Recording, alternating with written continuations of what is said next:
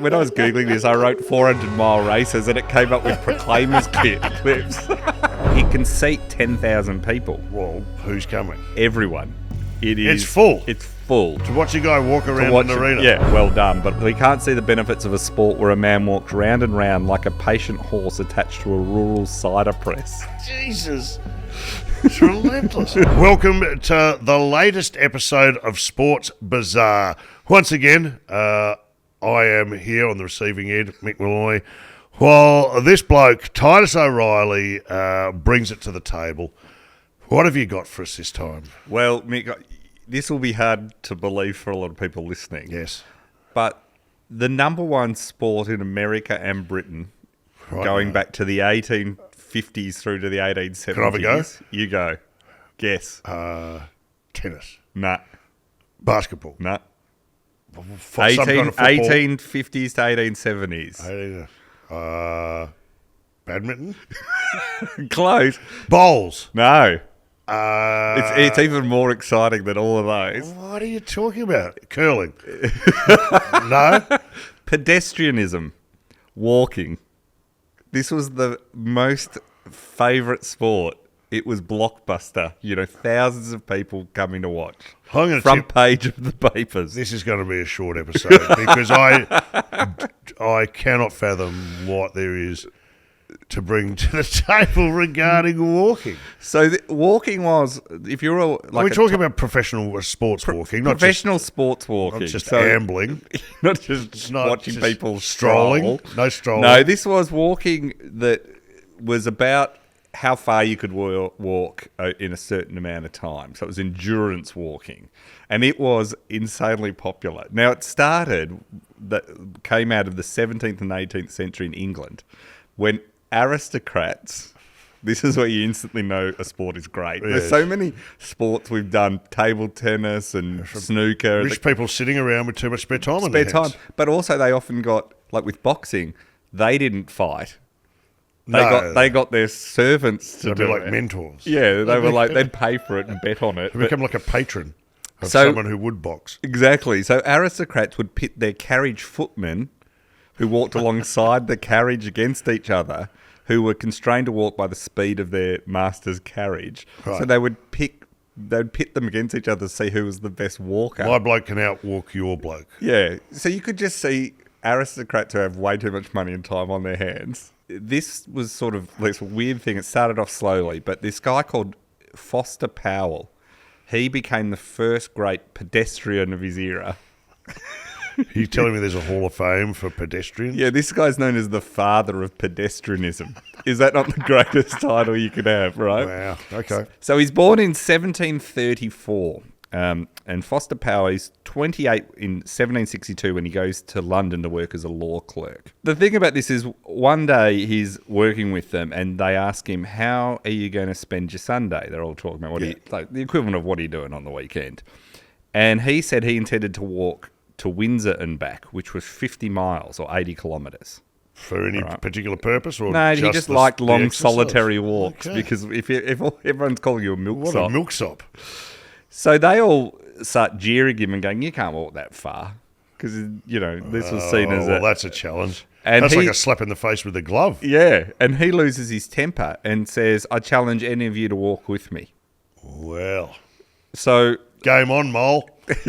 Exactly. 2 clerks agree to walk, and off they go. The first companion dropped out after 10 miles, and the second after 20, and he finishes alone, and he suddenly got this standing in their eyes of, actually, he's pretty tough. All right, he's pretty tough. So in 1773, he attempts what becomes the standard, which is a 6-day walk. So how far you can walk in 6 days. Now, the reason it's 6 days is... it's the maximum period of non-stop activity you can do between Sundays, which are the Lord's days. You're not allowed to walk. You're not allowed to walk or do anything like it on a Sunday. Unless it's on water. If it's on water, you're fine. So they would say, this is what you do. So they... By the way, can I just remind you, you're talking to a man who famously took 43 steps in one day. I know. According to my Fitbit, 43 steps. But you tell me this like I should be shocked. When I know you, and I was like, that's a big day. That's a big day for you. I deserved a lot out. Well, I'll give you a sense of how many steps did you do? 43. 43. So he attempts to walk in 6 days 400 miles or 644 kilometres. So that's from London to York is the walk he's going to do. Now, to put that in context, it's 216 miles or 346 kilometres from New York to Boston. Yeah. So this is a fair distance, right? And has this been done before? no one has done anything like this. He's the pioneer of this, and he sort of sets it as something that people would aspire to do. Yeah, gotcha. So in 1822, a craze erupts in England to beat his time. Suddenly they uncover it. It's weird. It goes away for about 30 years, and then suddenly it's popular. So from 1822 to 1825, hundreds of people try and beat it. It becomes this national mania of, can you walk 4,000 miles? People barely can do it. One or two actually do break his record. The Proclaimers? Yeah, exactly. I kind of had to Google it. When I was Googling this, I wrote 400-mile races, and it came up with Proclaimers clips.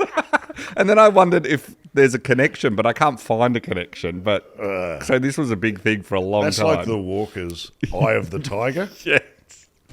Pedestrianism, it's huge in Britain, but hasn't really taken off in America. And this all changes with a guy who's going to be a big focus of this podcast, which is Edward Payson Weston. So he is just a normal guy. He grows up in America. He's born 1839 in Providence, Rhode Island. Okay. That's a well-to-do area. Yeah, is he very aristocratic as well? Or he's not really aristocratic. He actually moves around a lot as a kid with his father and other people. They're selling books and doing all sorts of things. He travels at one point for a long time with the popular Hutchinson family singing group. They are America's most popular entertainers in the 1840s. Like the Partridge Family of their days. Yeah, huge, like the biggest entertainers in America at the time. They specialise in 4-part harmonies, which I know you love. I love that. So he's doing this. I like to go a third above in my harmonies. I'll do the high bits. It's another podcast. In 1860, he makes a bet. He's not famous or anything. He makes a bet on the presidential election with a mate, and whoever's candidate loses the election in this bet, that the loser has to walk to Washington to see the inauguration of the new president. And Weston bet against Abraham Lincoln, and Abraham Lincoln wins. Idiot. How far are they from Washington? Well, as a result, in 1861, he had to walk 478 miles or 769 kilometres from Boston to Washington, D.C. in 10 days and 10 hours. Wow. This is all for a bet, though. This is like, it's You not lose, a sport. you lose. You pay up. Yeah. So he does that all. While he's walking, he eats. He never gets more than 6 hours sleep. He's allowed to stop for sleep. He arrives in Washington doing this at 5 p.m. And was still strong enough after doing this to attend Abraham Lincoln's inaugural ball that evening. But the thing that happens is... Was he dancing? Well, yeah, and he receives enormous newspaper coverage for this. So it becomes this like huge feat that they all cover. And he even gets a handshake from Abraham Lincoln saying, well done, this is, you bet against me. Thanks a lot. But so he becomes a bit of a celebrity off walking. Everyone says this is an amazing feat, and there's all this interest in it, and the president's shaking his hand. Are you telling me this starts a craze? This starts at all kick. Well, then the Civil War happens, which is a bit of a not great for, only good for marching, not walking. Yeah, boy, could he march. So when there's... He's always out in front of the troops. Yeah. Come on, you guys. Hurry up. Pick it up, fellas. So then that interrupts him, but then in 1867, the war's over. He decides... He remembers, like, I was kind of famous. He gets that kind of, like... He gets the walking bug again. So he says, I'm going to walk from Portland, Maine to Chicago, which is 1,326 miles. How long? In 25 days. Not walking on Sundays. I reckon I could do that. It was for a $10,000 wager, which in today's terms is, hundreds of thousands of dollars. That's a huge amounts, yeah. While walking, he receives death threats from gamblers who bet against him. And he's attacked once. Oh, I bet he was. But nobbled. Despite this, he still manages to do it. He attempts it, and everyone says, how great is this guy? How's gamblers? Now, if you've made your bet, stand by your bet. You don't novel the...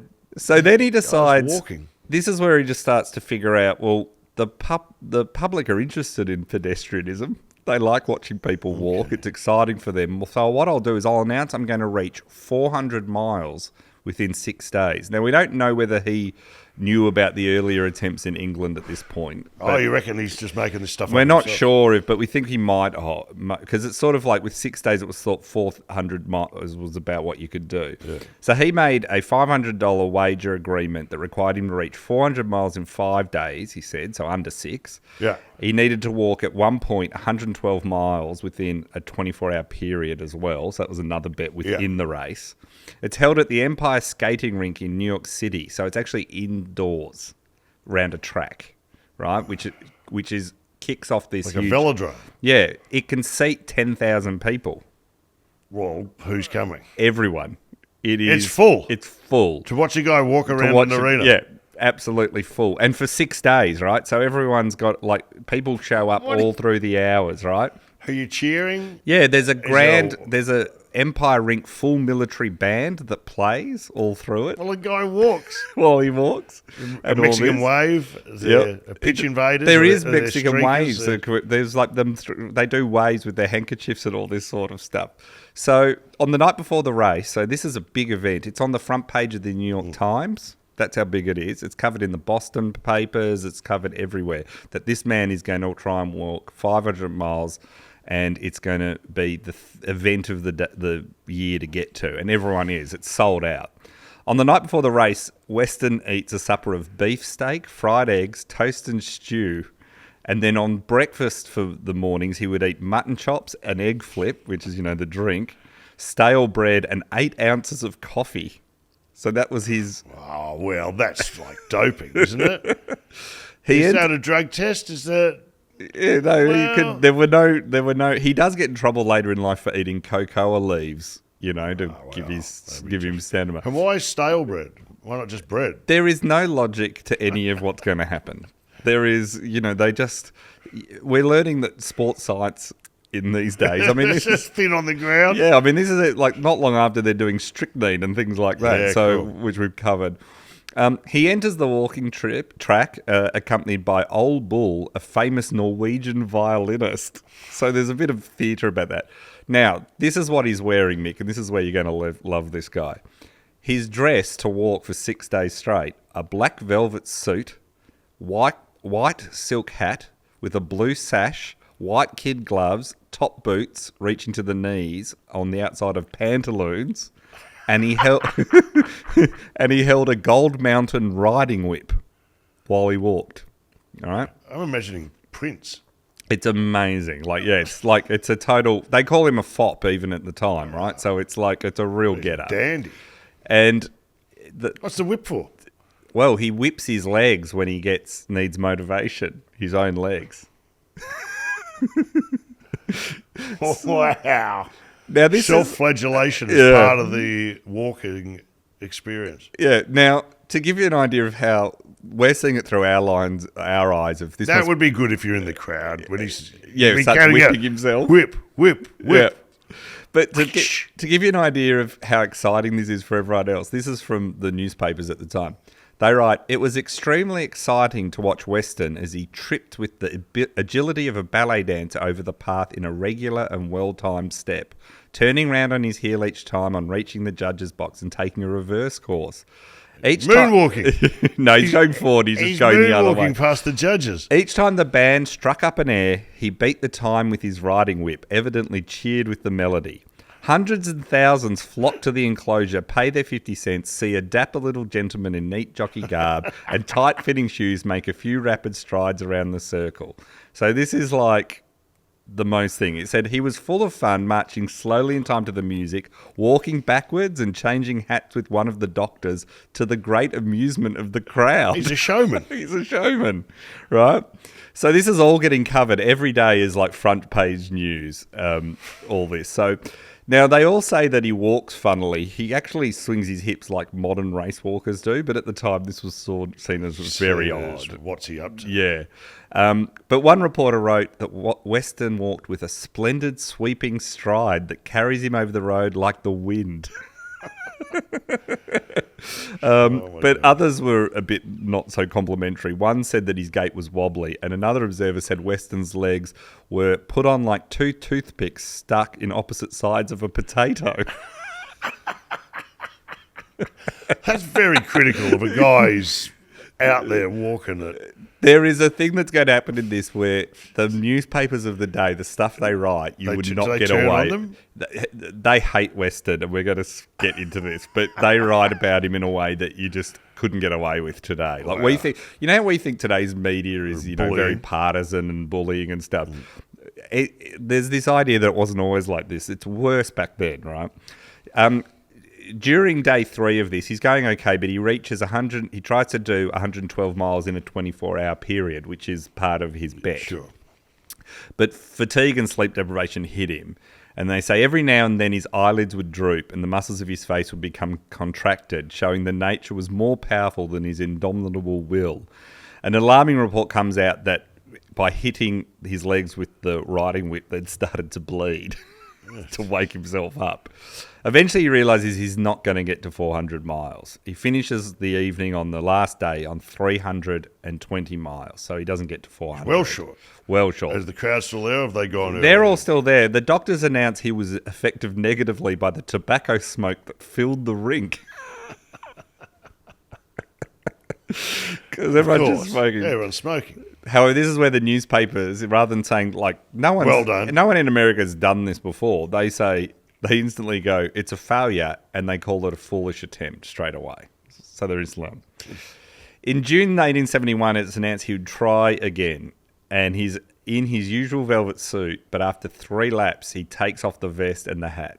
He's serious this time. What is he? It's like a Diana Ross style costume change. Yeah, costume change. He gets... So what's he wearing? He's just wearing, he's still wearing velvet pants and a shirt and pantaloons and boots. It's not like he's in runners, but to him, taking the vest and the hat off is like, here, I'm serious. He realises that by the last day, he has to get 80 more miles to make the record. So he's close. But his feet are pretty swollen. So for the final 30 miles, he exchanges his velvet suit for silk tights. Anyway, it becomes clear he's... That's like early Velcro. Yeah. Oh, no, not Velcro. What do you call it? Oh, like activewear. Yeah, activewear. Yeah. It is. He's getting around in just some silk tights. It suddenly becomes appear that he got 30 miles to go. People go, he's going to do it. So everyone in New York tries to get down to the arena. For the last 30 miles. There's no need to hurry. Run, don't walk. So they all get down there, and it says, during the last 5 miles, this is from the newspaper, both Weston and the audience were aroused to an intense state of excitement. Cheering almost continually. For 5 miles, they cheer just non-stop.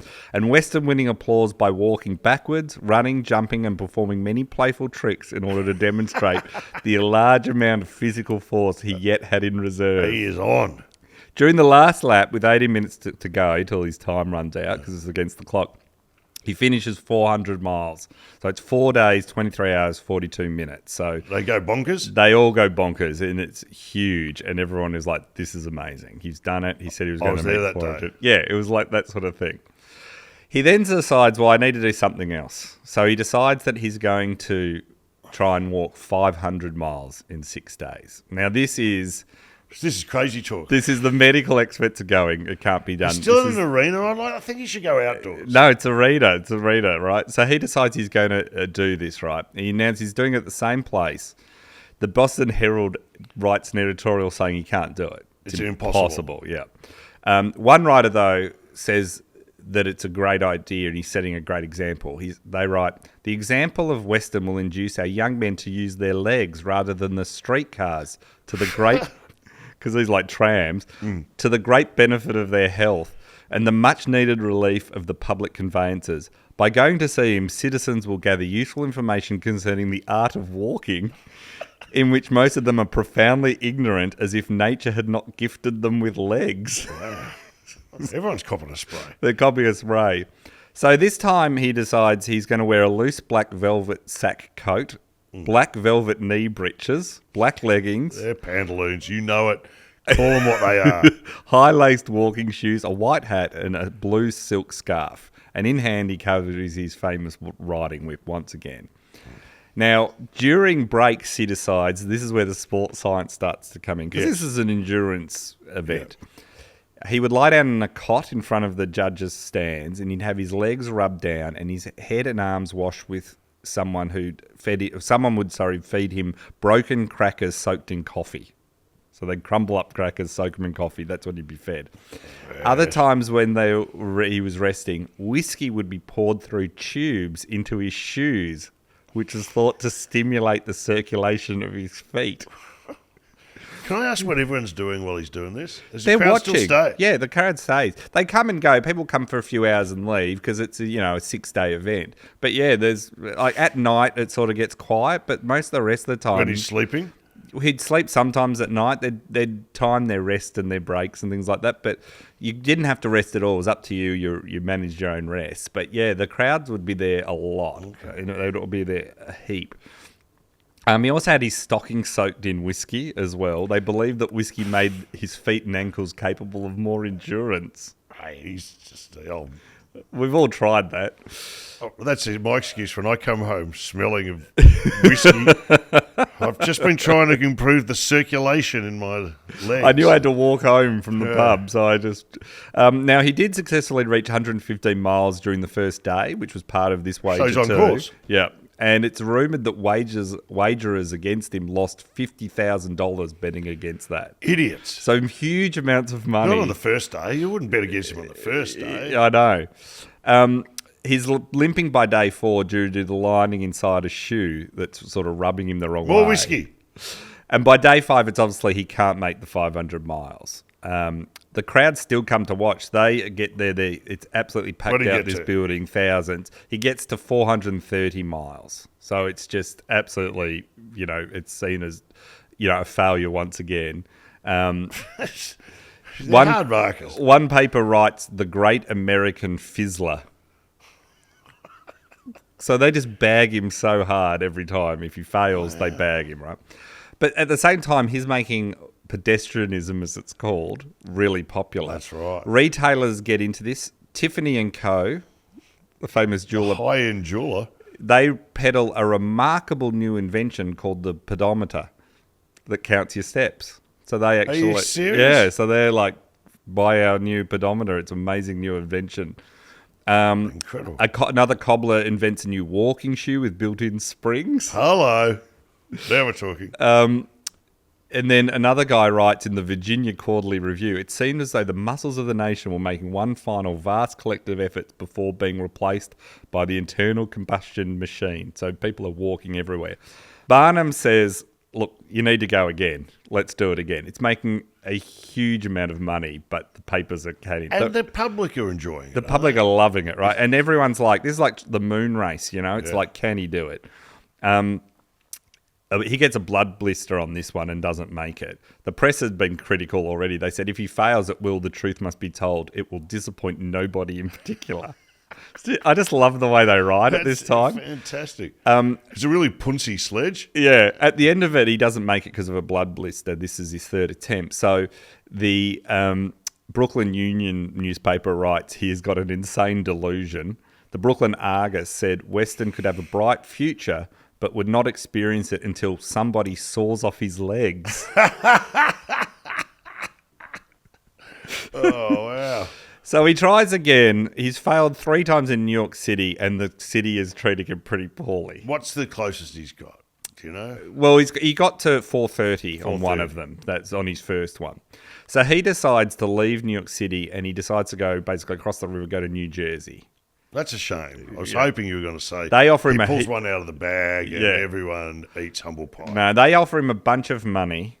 They say, go to New York, come to New Jersey, we'll look after you. Sure. So he says, okay, I'll come over there. And it's a bit like big sporting events now. People try and steal F1 Grand Prix events and all that sort of stuff. His doctor decides this time to stop blood blisters that he will pickle his feet before it. That means he soaks them in salt water for a long time before the walk. And brine? Basically puts them in brine. Right? Now on the first, he starts doing... Now on this one, he's got a lot more support. People are really into it. But as he's getting close on day 5, he's approached by people offering him thousands of dollars to throw the event. Oh, man. He tells them to go away, but he gets word that New York roughs are plotting to sabotage his remaining effort by throwing pepper and other chemicals at him. So the New York mayor arranges for protection from the police and promised to call in the military if need be. Wow. So this rink is full. Everyone is absolutely there. The Mayor Perry, who's threatened the thing, he walks with him but quit because he couldn't keep up, causing the crowd to laugh hysterically. He gets booed off. Yeah, he gets booed off. Bad reviews.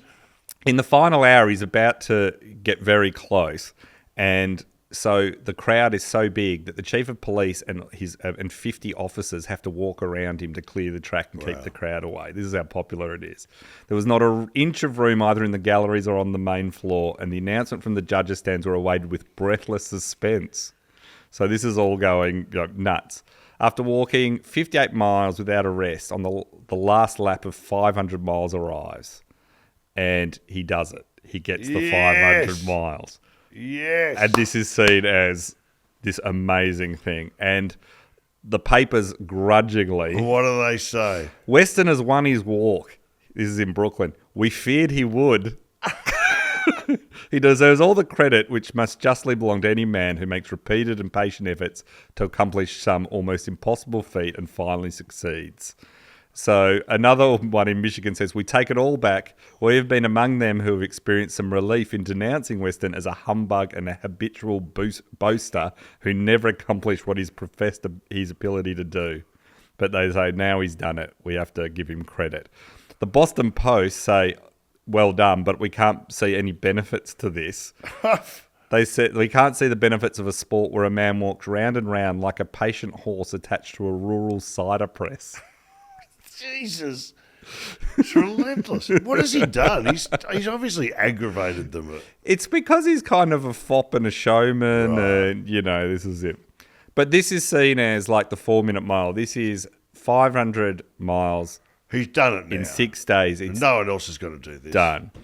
People accuse him and they say, you didn't really, there must have been trickery or measurement problems. There's no proof of this. There's a lot of different judges and people who are independent who measure this all and say it's all legit. But people try and think, a guy called Professor Judd, he's seeking fame and fortune. He says, I think there's doubt in this.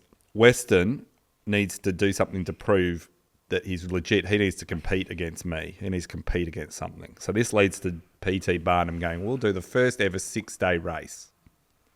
And Weston absolutely destroys him. And now does he get good reviews? At this point, he is seen as the absolute hero of pedestrianism, and he's at the peak of his powers. At this point, really, the sport's probably not going to go much further, it seems. He's done. He's done it, and no one's close to him. Well done. What happens is, and we might do this in the next episode. Oh, a two-parter on walking? A challenger emerges, a guy called Dennis O'Leary, who we're going to cover off. Oh, no. And Weston v. O'Leary becomes the Muhammad Ali, Joe Fraser of its day. I kid you not. It is the biggest sporting event of the 19th century. You have sold that perfectly. I cannot wait. I'm going to go and take my 43 steps.